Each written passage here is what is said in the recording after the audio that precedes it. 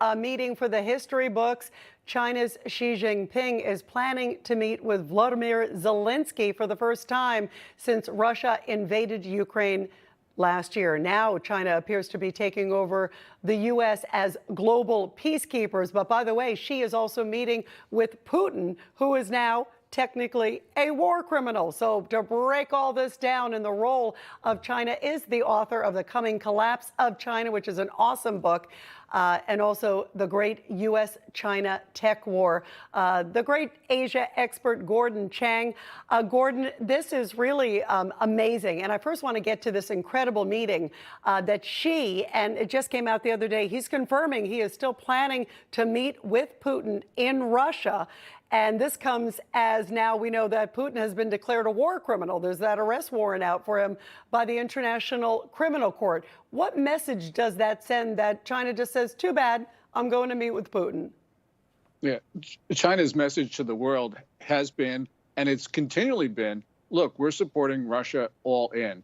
The United States doesn't want to acknowledge that, but nonetheless, we've got to remember that this is the 40th in-person chat that Putin and Xi Jinping will have, which is astounding. Xi Jinping has had only one in-person meeting with President Biden, to put that into context. And we're seeing China supply lethal assistance to Russia. They've been doing that since the beginning of the war. They've been stepping it up recently. There's a report that the United States, for the first time, has confirmed that there is expended Chinese ammunition on Ukrainian battlefields. Looks like it was fired by the Russians. This has now become inescapable. The United States now knows that China has violated America's red line on supplying lethal assistance to Vladimir Putin. And the question now is, what is the U.S. going to do about it? Yeah, what is the U.S. going to do? Because that's the great point that you just brought up. And you've been, on this all along, Gordon, because you've been talking about the role that China's been playing quietly in Ukraine with Russia. And now we also just saw a report recently that 1,000 rifles coming from China have gone to Russia to supply in Ukraine. So given all that, what will we do? I don't know. This has been clear that the United States, that China has been supplying lethal assistance for quite some time. Yet the Biden administration officials have continually said that China is only contemplating doing so, which shows the Chinese that we are afraid of imposing those costs. But clearly, there are a lot of things that we can do. We have a menu of items that we can go after the Chinese on, because they really need us right now, because their internal economy is fragile. It is stumbling at best, probably contracting. It certainly contracted last year, despite their reports of 3.0% growth.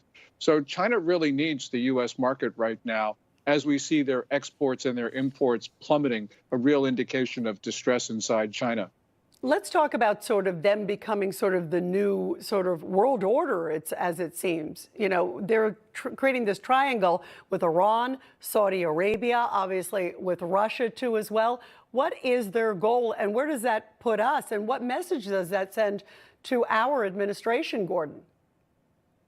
Well, the goal, as Chinese officials have made it clear, is that China is the world's only legitimate state. And since 2017, Chinese officials have been talking about the moon and Mars as sovereign Chinese territory. Now, that's ludicrous. And we Americans say, no, they can't really mean that. But yes, they can. And by the way, a message for the Russians. The China's Ministry of National Defense has just required maps in China to use Chinese names for about 10 cities in Siberia, including Vladivostok. And this really is a further part of China's initiative to lay a claim, a territorial claim, to the Russian Far East, saying that it's really part of China. So Putin should know the Chinese are coming after us, and they're also coming after Putin. That is stunning, Gordon, what you just said. So they're clearly really the dominant ship. And what, Putin is sort of the number two player, clearly? Well, yeah, Putin has been the junior partner in this relationship, especially after the start of the Ukraine war, because Putin can't prosecute that war without China's diplomatic, financial, economic, and propaganda assistance. And now, as it mentioned, lethal assistance as well. So Russia wouldn't be in this war were it not for Beijing. Is there anything genuine about them claiming, Xi Jinping, that he's going to, quote, broker peace between Zelensky and Russia? Or is that just, just smoke? I think it's smoke. The only exception would be it's maybe in the interest of both parties, certainly in the interest of Russia right now to have a ceasefire. I think that Ukraine right now believes that it has an opportunity on the battlefield, so it might not agree to a ceasefire.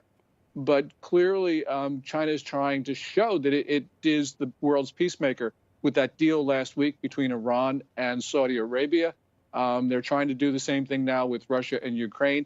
I actually don't think it's going to work with Ukraine because the United States did not oppose the Saudi-Iran deal, but we are going and have been opposing a China-brokered Russia-Ukraine deal. Yeah, really interesting stuff that's happening so much. And all eyes are going to be on that meeting, too, with Xi and Putin. As you bring up, that is amazing. 40 meetings that they've had in person. Gordon Chang, we love you. Thanks for being here.